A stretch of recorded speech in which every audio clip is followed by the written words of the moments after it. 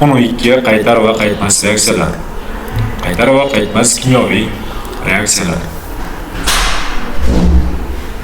Oxirigacha boradigan, o'zining yo'nalishini, temperatura hamda bosimning o'zgarishi bilan o'zgarmaydigan reaksiyalar qaytmas reaksiyalar deyiladi. Kimyoviy reaksiyalar qaytmas deb hisoblanadi. Qaytmas reaksiya bo'lish uchun quyidagi shartlar amalga oshishi kerak. Ya'ni kim reaksiyada gaz ajralishi, cho'kma ajralsa, kondensatsiyalanadigan birikma hosil bo'lsa, katta miqdordagi issiqlik energiyasi ajralib chiqsa, bu reaksiya qaytmas reaksiya sanaladi. Masalan, gaz ajralishi kalsiy karbonat parchalanganda kalsiy oksidi va karbonat angidrid hosil bo'ladi. Karbonat angidrid bu yerda gaz va u reaksiya muhitdan chiqib ketdi. Endi bu reaksiyani orqaga qaytarib bo'lmaydi. Keyingisi cho'kma tushishi. Masalan, qurg'oshin nitratga natriy xlorid ta'sir etganimizda qurg'oshin xlorid cho'kma tushadi va natriy nitrat. Demak, qurg'oshin xlorid aynan eritmani tubiga cho'kib qoldi. Endi biz uni qaytara olmaymiz, shuning uchun reaksiyamiz qaytmas hisoblanadi. Kam dissotsiyalanadigan modda hosil bo'ladigan jarayon ham demak bu qaytmas jarayon hisoblanadi. Suv kuchsiz elektrolit, kuchsiz kislota yoki asoslar, kompleks suvlar ham chiqsa, bunday reaksiyalar qaytmas reaksiyalar hisoblanadi. Masalan, kaliy gidroksidga xlorid sepib qo'shsam, kaliy xlorid va suv hosil bo'ladi.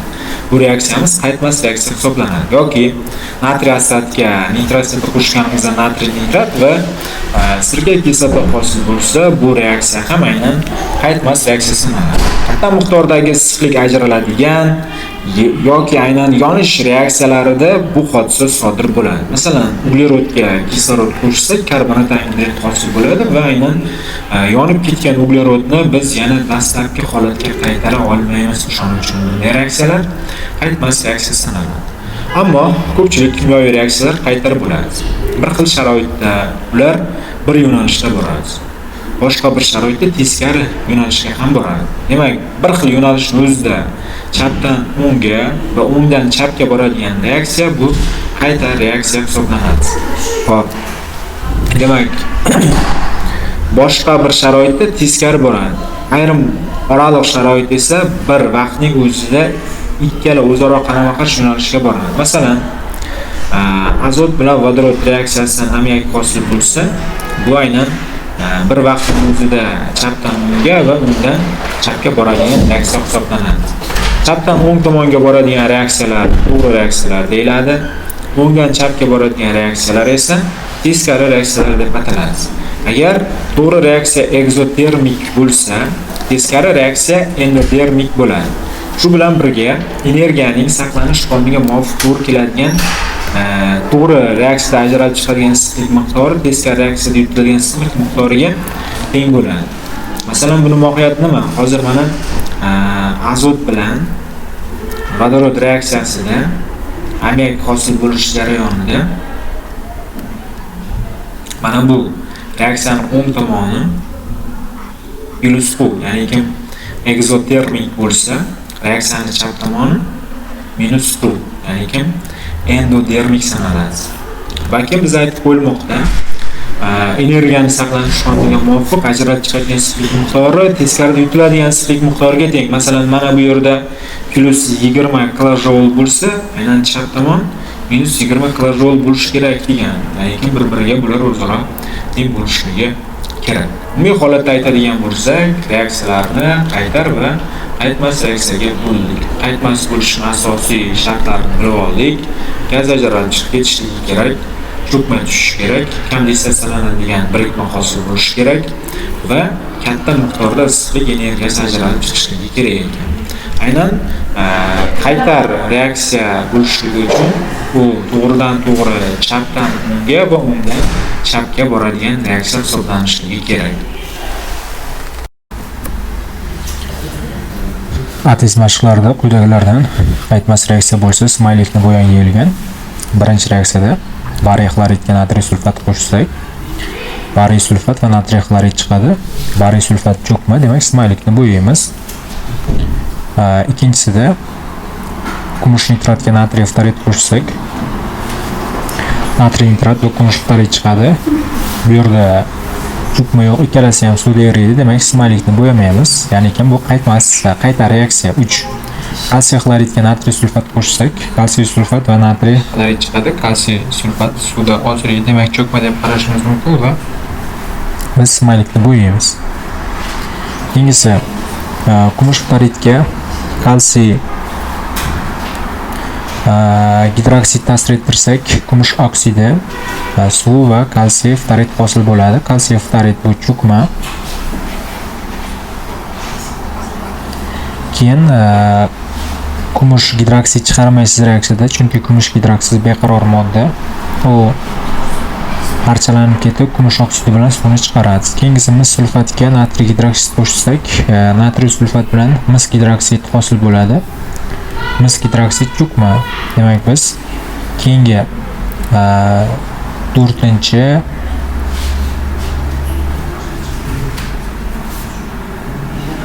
va 5-chi smayliklarni ham bo'yashimiz kerak.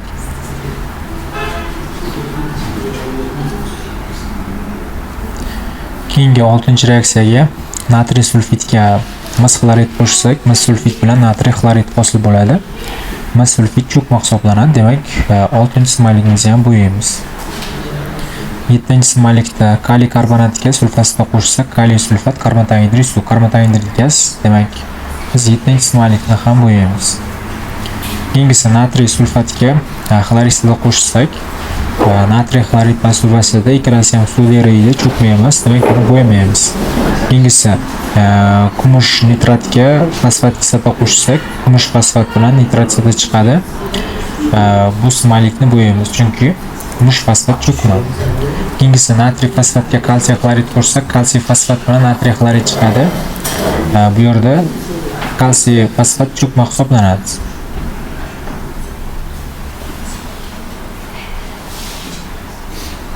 Endi 11-chisiga keldik.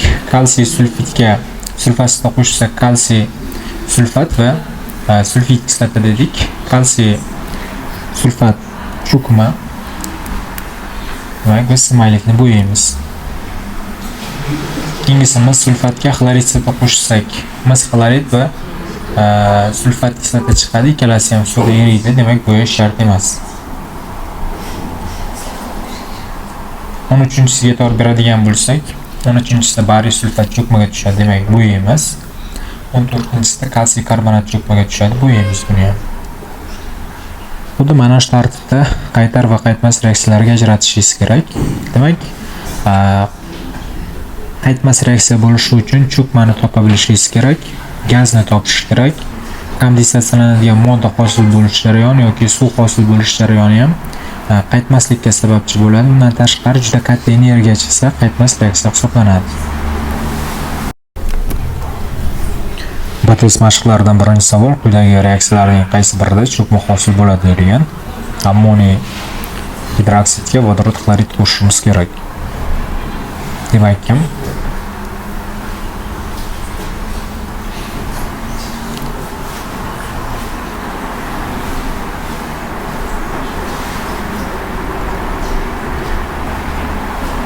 natijada hosil bo'ladi ammoniy xlorid.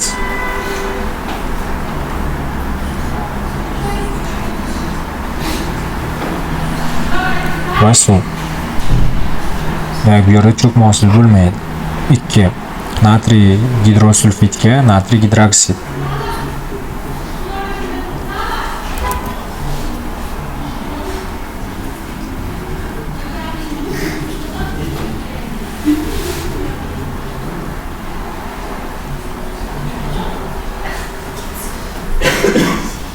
Natriy sulfit bilan suv hosil bo'ladi. Bunda ham cho'kma hosil bo'lmaydi. Keyingi sulfat kislotaga kaliy gidroksid.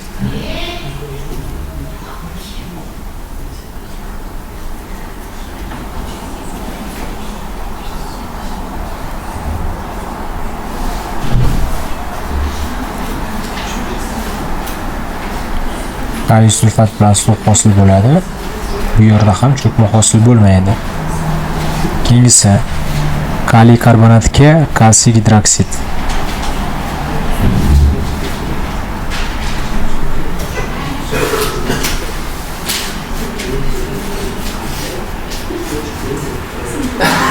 Bunda demak kalsiy karbonat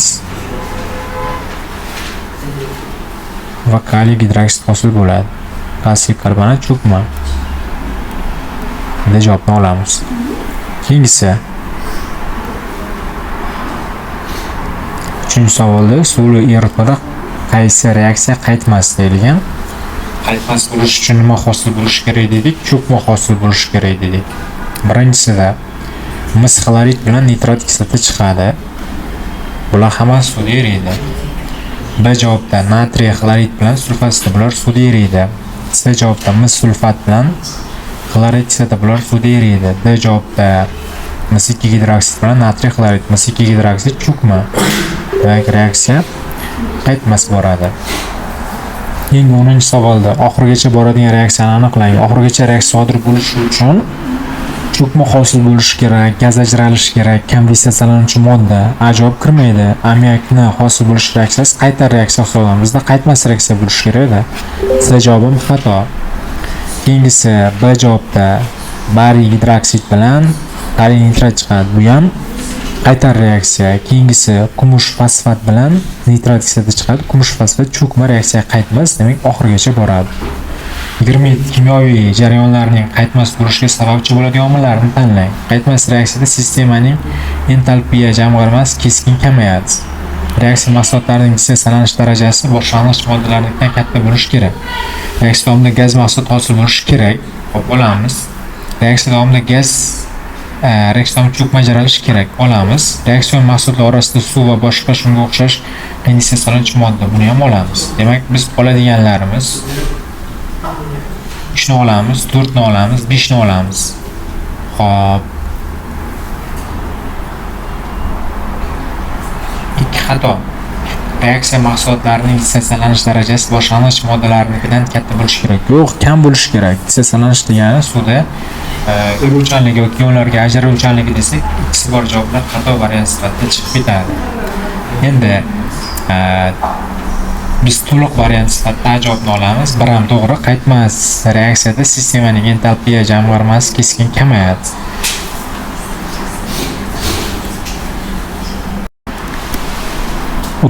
savol 104 gram 20% bariy xlorid eritmasiga oldin 0,1 mol natriy sulfat, keyin 0,1 mol kumush nitrat tuzlari qo'shildi. Oxirgi eritmadagi tuzlarning massasini aniqlang. 20% degani 20,8 gram bariy xlorid. 20,8 ni bariy xlorid massasi 208 ga bo'lsak, moli kelib chiqadi 0,1 mol. Endi reaksiya yozib olamiz.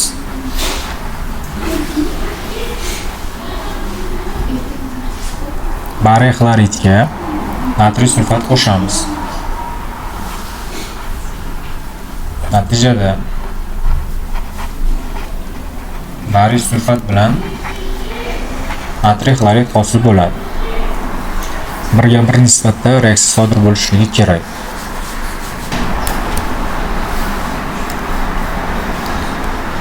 Bir mol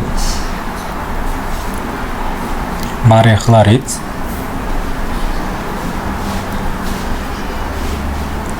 bir mol natriy sulfat bilan ta'sirlashib 2 mol natriy xloridni hosil qiladi. Bariy xlorid 0,1 mol.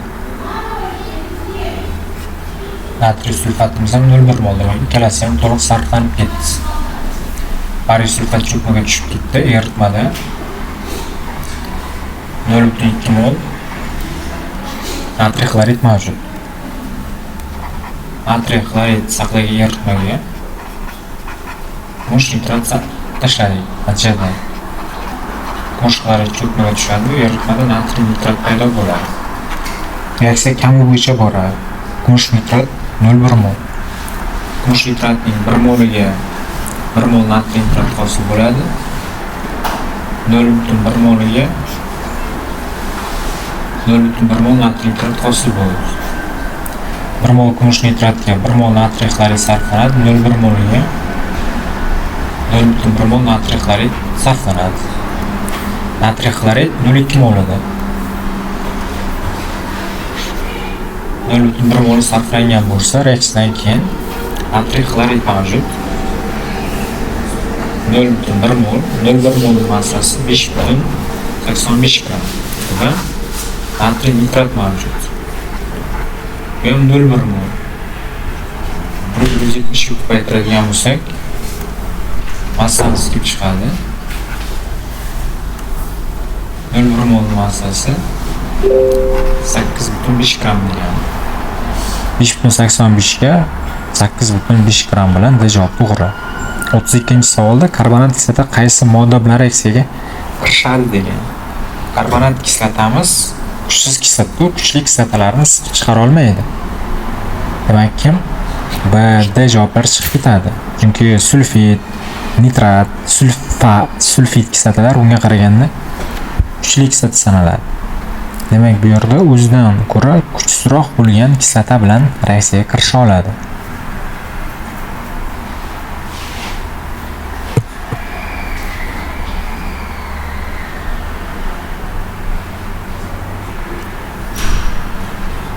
Javobni olamiz.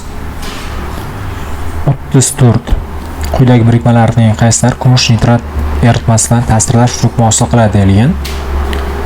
Xo'p, natriy bromidni olamiz, kaliy xloridni olamiz.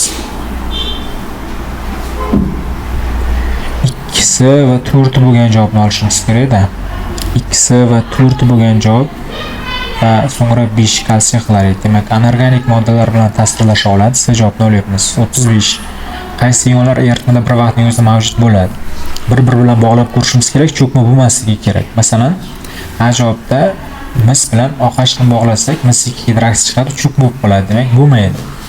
Keyingisida kalsiy bilan sulfat, kalsiy sulfat cho'kma, shuning uchun bo'lmaydi. Keyingisida demak,